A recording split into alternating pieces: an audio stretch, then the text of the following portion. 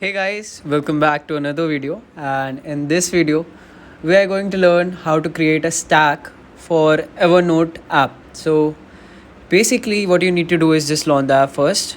After that, wait for it to load. Then here you can see your available notes, like it's showing me weekly planner, untitled note, reading list. So if you want to create a stack, so basically what you need to do is click on the left bottom corner and you will see three lines. Now after clicking on that, okay, let me click.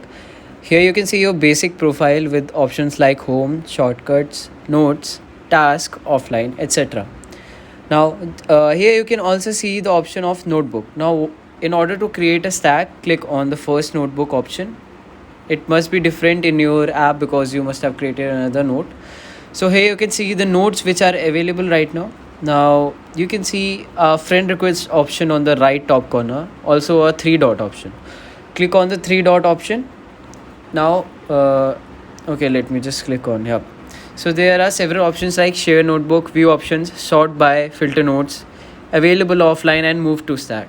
Now this is how you move to stack. Click on move to stack.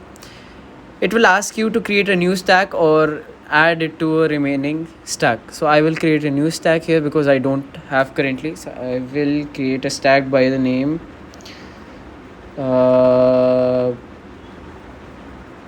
car. Okay. After that, I will click on create. So now here a stack has been created and you can see your notes in that.